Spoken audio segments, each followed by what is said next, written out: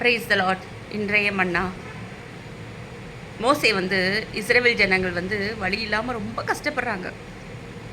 அவங்கள வழி நடத்துறதுக்கு இரவில் மேகஸ்தம்பமாகவும் இரவில் அக்கினி ஸ்தம்பமாகவும் பகலில் மேகஸ்தம்பமாகவும் கடவுள் வழி நடத்துகிறாரு.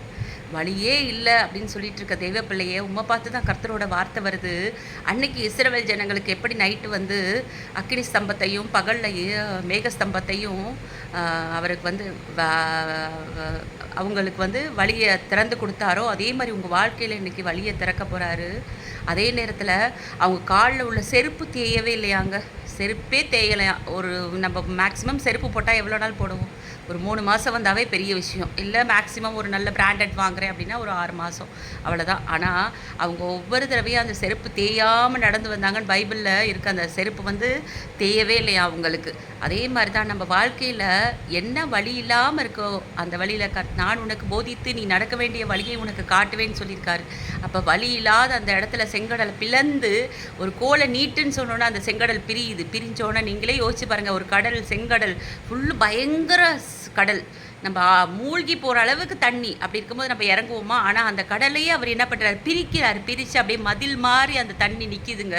எவ்வளோ பெரிய அற்புதத்தை செய்த ஆண்டவர் இன்று உங்கள் கூட இருக்கிறாரு. நீங்கள் எதை குறித்து கவலை பண்ணிட்டு இருக்கீங்க எனக்கு தெரியாது. கர்த்தர் மனிதன் முகத்தை பார்க்கிறான், கர்த்தரோ இருதயத்தை பார்க்கிறார். இருதயத்தில் ஏக்கங்கள், எண்ணங்கள், தவிப்புகள் என்ன இருக்குன்னு எனக்கு தெரியாது. அன்னைக்கு செங்கடலை பிளந்தவர் இன்னைக்கு செங்கடல் மாதிரி இருக்கிற உங்கள் வாழ்க்கையில் உள்ள பிரச்சனைகளை அவர் என்ன பண்ண முடியும்? சரி பண்ண முடியும்.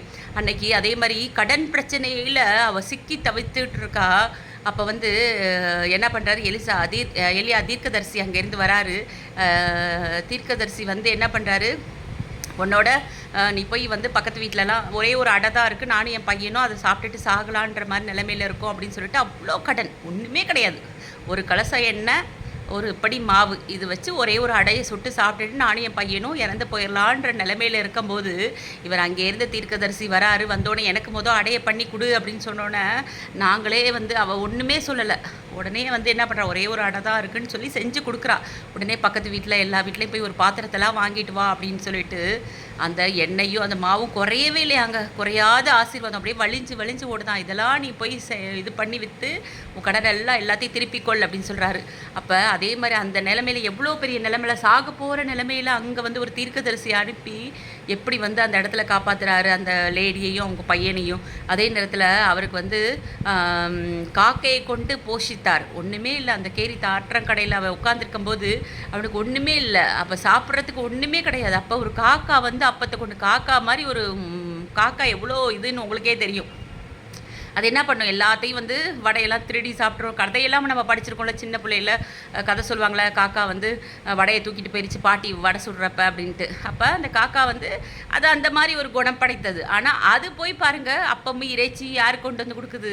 தீர்க்கதரிசி கொண்டு வந்து கொடுக்குது. அப்போ எவ்வளோ பெரிய அதிசயத்தையும் அற்புதத்தையும் அந்த இடத்துல செய்கிறாரு சொல்லுங்கள். அது பெரிய. அதே மாதிரி பெரும்பாடுள்ள ஸ்திரீ, 12 வருஷம் பெரும்பாடு. நீங்களே யோசிச்சு பாருங்களேன். பாடுள்ள ஸ்திரீனா பைபிளில் போட்டிருக்கு. பாடுனா சாதாரண பாடு, ஆனால் பெரும்பாடு அப்படின்னு போட்டிருக்கு பைபிள்லேயே. அப்பா அவள் இவ்வளோ கஷ்டத்தை அனுபவிச்சிருக்கா. அவ்வளோ டாக்டர் டைம் போயிட்டாளாங்க. எல்லா சொத்தெல்லாம் அவளுக்கு அழிஞ்சிருச்சு. நிறைய வைத்தியர்களால் அவள் கைவிடப்பட்ட நிலைமையில தான் என்ன பண்ணுறா? ஏசப்பாவை தேடி வரா. தேடி வந்தோடனே அங்கே என்ன ஆகுது? அவளுக்கு ஒரு அற்புதம் நிகழுது. வஸ்திரத்துலேருந்து ஒரு வல்லமை கடந்து போச்சு. யார் என்ன தொட்டதுன்னு கேட்குறாரு. அந்த இடத்துல அவள் என்ன பண்ணுறா? சுகம் பெறா. அப்போ அது எவ்வளோ பெரிய அற்புதம் சொல்லுங்கள். சகியுன்றவே ஒரு டாக்ஸ் கலெக்டர். அவள் இப்போ அநியாயமாக வட்டி வாங்குறாங்க. வட்டி வாங்குறதே தப்பு. வட்டி வாங்குறது ஏசப்பாவுக்கு பிடிக்காத செயல். ஆனால் அந்த செயலை அவன் செய்கிறான், டாக்ஸ் கலெக்டர் அவன்.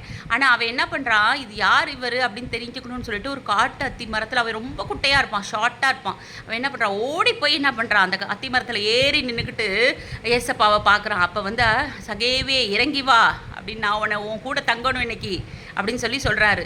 அப்போ எவ்வளோ பெரிய ஒரு பாவியை தேடி போய் அந்த இடத்துல போய் அவனை இறங்கி வான்னு சொல்லி அவன் மன திரும்புகிறான். அது மாதிரி எவ்வளோ வாழ்க்கையில் இருக்குது. நம்ம எல்லாம் அவரோட ஜனம். அவர் நம்ம மத்தியில் உலாவுறாரு. அவர் எல்லாமே உலாவி நம்ம என்ன பண்ணுறா? பரிசுத்த ஜபனமாக அவரை நம்மளை ஆக்குறாரு.